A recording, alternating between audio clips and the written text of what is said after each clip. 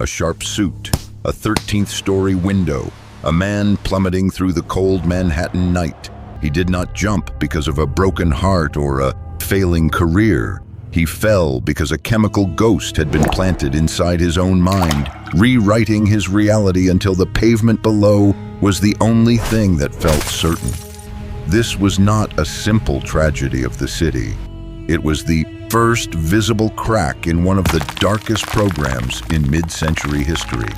For decades, the boundaries of the human consciousness were treated not as a sacred space, but as a frontier to be conquered, folded, and rewritten into the machinery of national security. This is the story of a shadow world, where the person you think you are could be dismantled with a single glass of water or a whisper in a darkened room.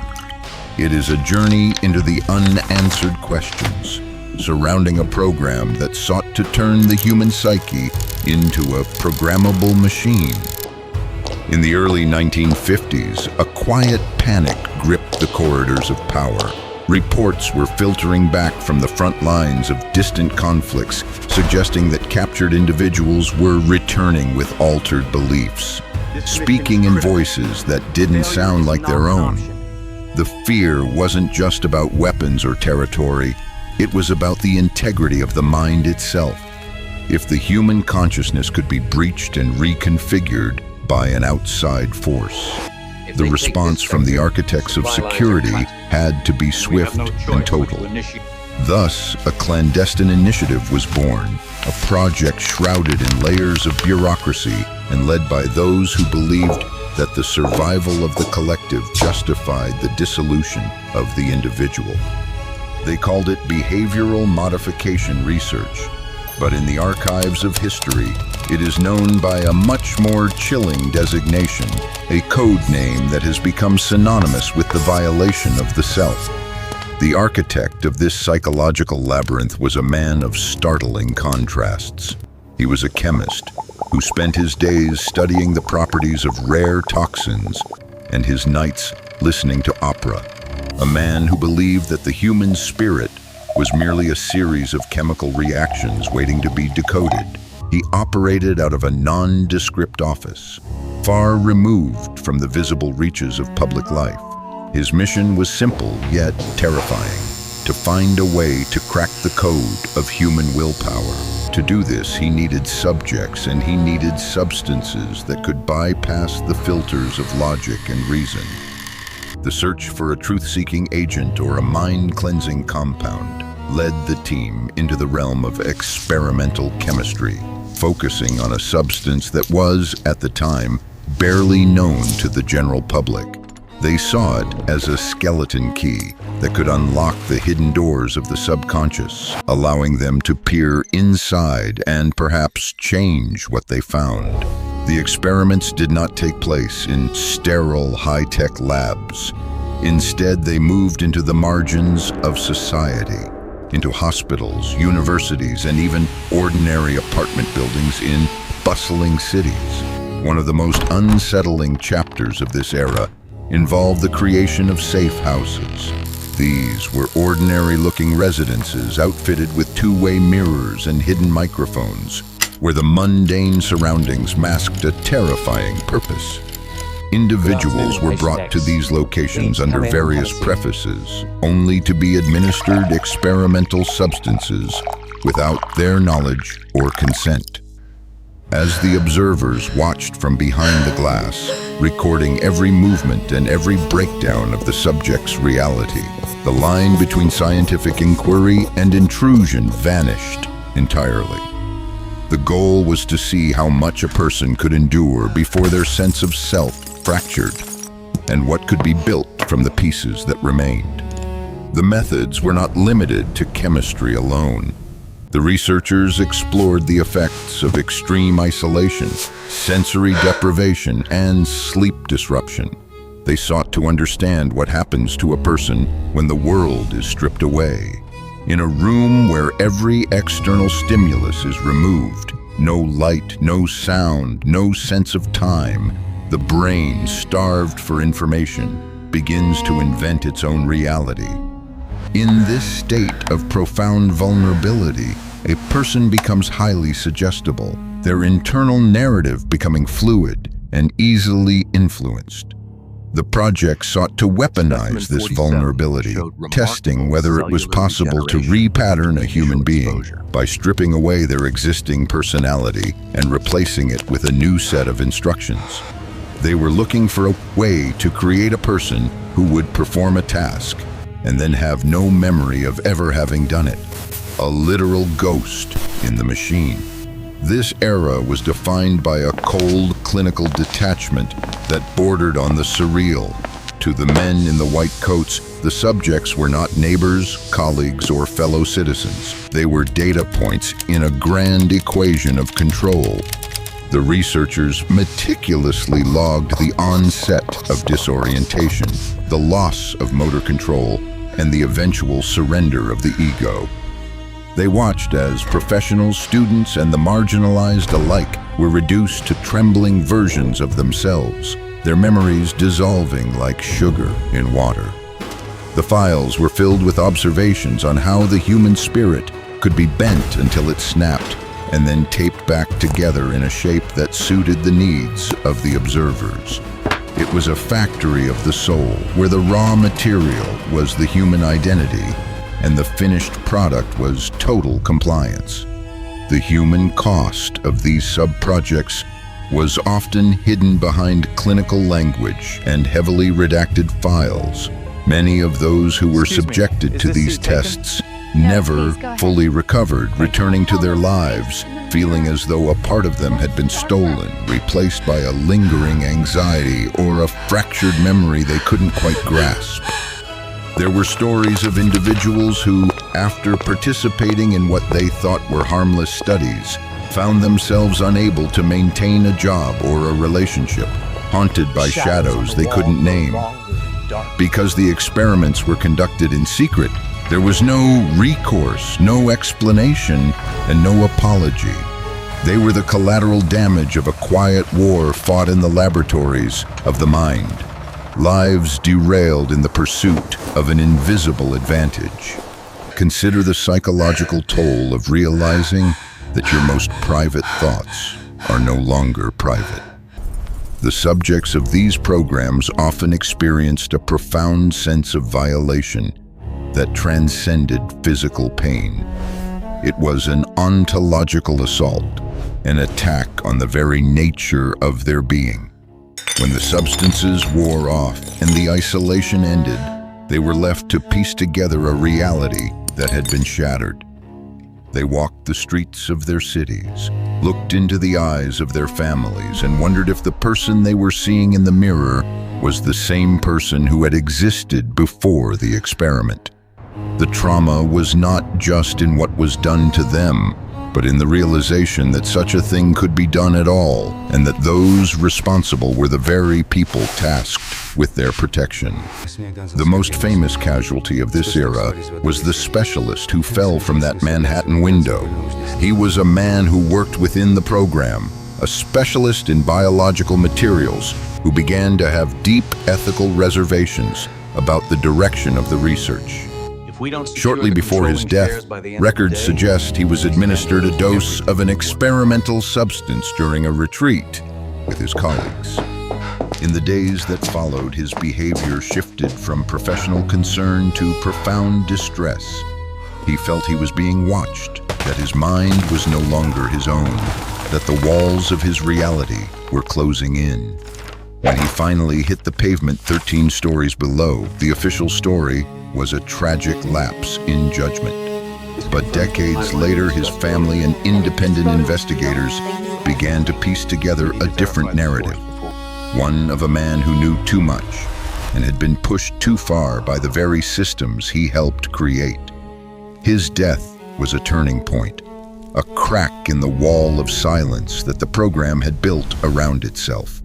It raised questions that could not be easily answered by a simple press release.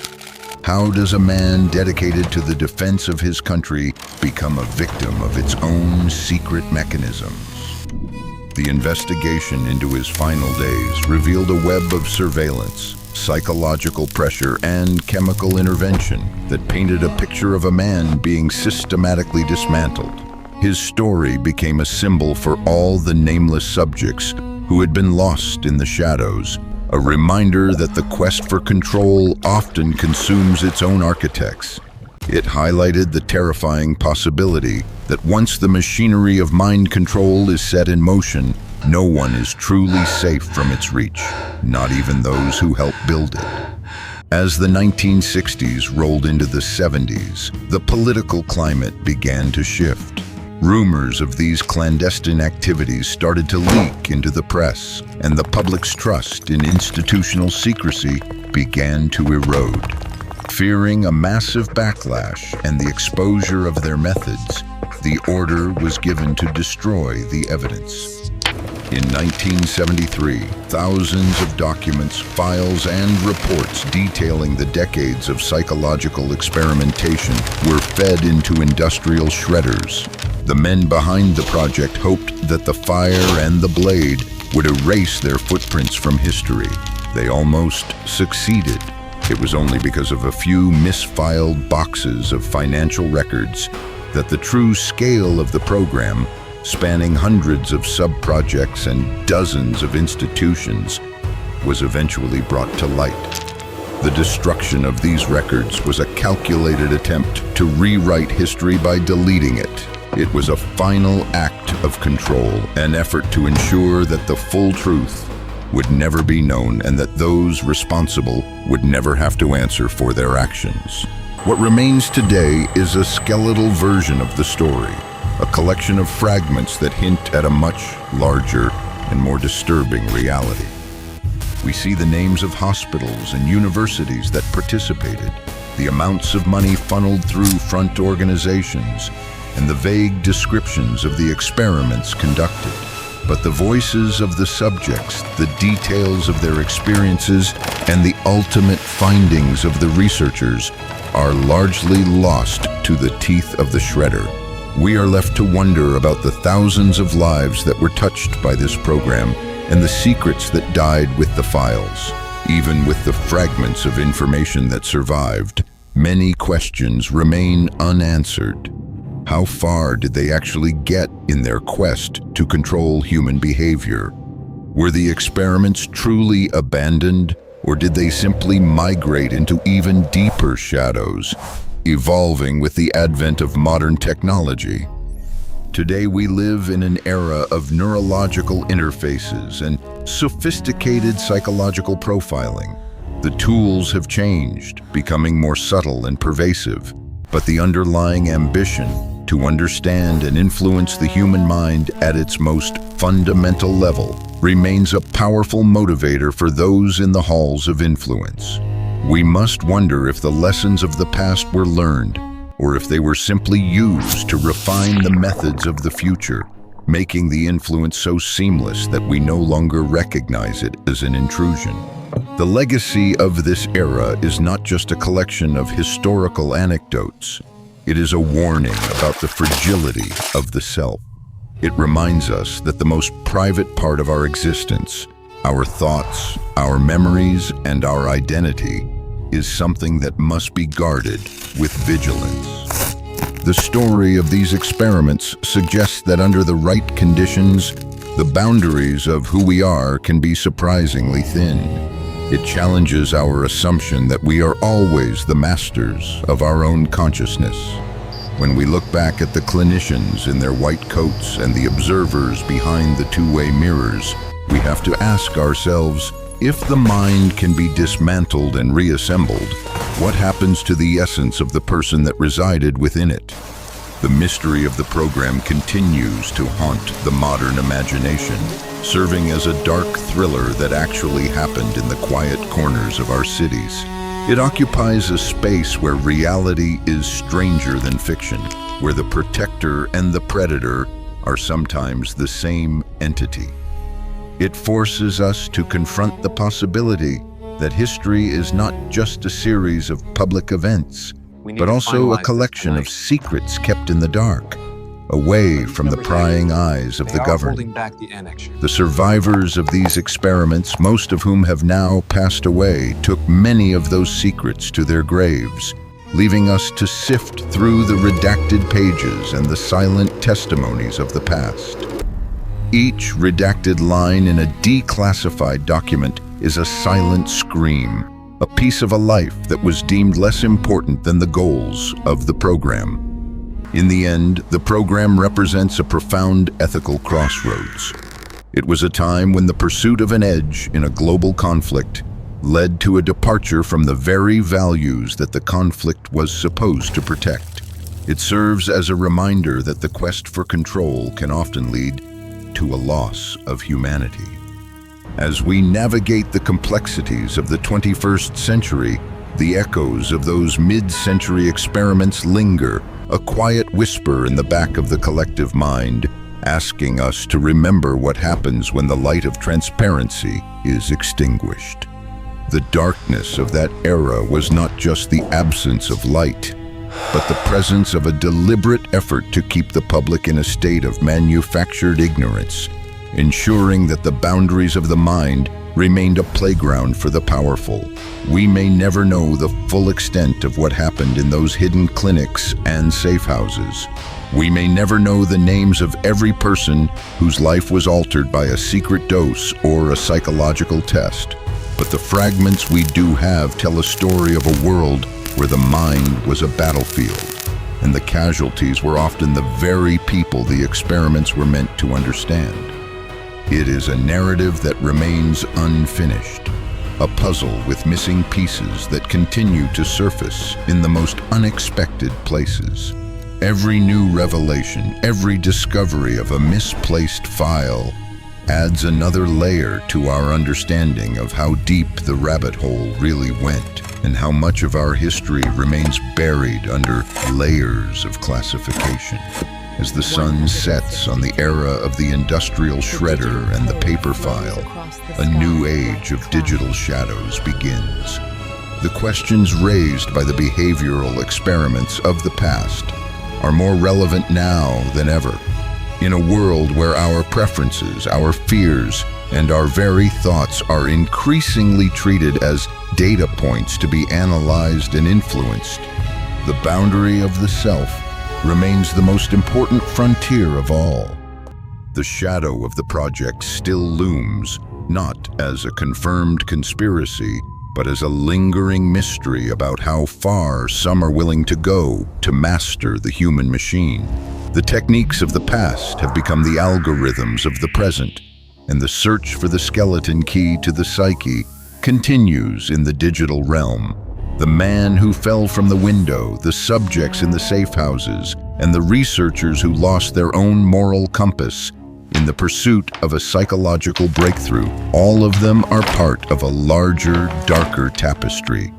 It is a story that refuses to be forgotten, a thriller that plays out in the quiet spaces between history and myth. It invites us to look closer at the world around us, to question the narratives we are told, and to cherish the independence of our own minds. Because in the end, the most powerful thing anyone can possess is a self that cannot be rewritten. The integrity of our internal narrative is the final line of defense against those who would seek to turn us into something we are not, whether through chemicals or code. The silence that followed the destruction of the records in 1973 was not an end, but a transition. It was the moment the project moved from a matter of public record to a matter of enduring mystery.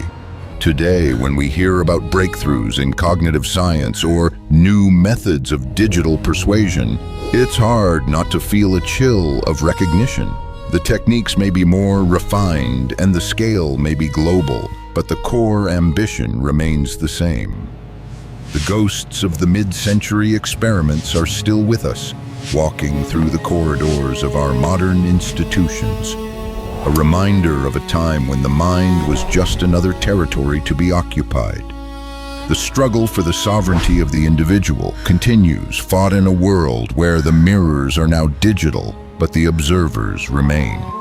We are left with a landscape of shadows and half-truths, a historical puzzle that may never be fully solved.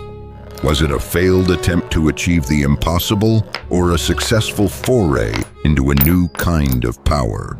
The answer likely lies somewhere in the middle, in the gray area where ethics are sacrificed for the sake of perceived necessity. As we look into the mirror of history, we see not just the faces of those who were lost, but the potential for the same patterns to repeat in new and unexpected ways. The dark thriller of the mind control era is a story that continues to be written, one secret at a time, reminding us that the most dangerous weapon is not one that destroys the body, but one that dismantles the spirit. The final question is not what they did, but what we have learned from the wreckage they left behind. In an age of information, the most valuable asset is still the ability to think for oneself, to maintain a core of identity that is resistant to outside interference. The project, in all its darkness and complexity, serves as a testament to the resilience of the human spirit, but also as a warning of how easily that spirit can be besieged. It is a story that demands to be told, not because we have all the answers, but because the questions it raises are too important to ignore. The person staring back at you in the mirror is yours, for now.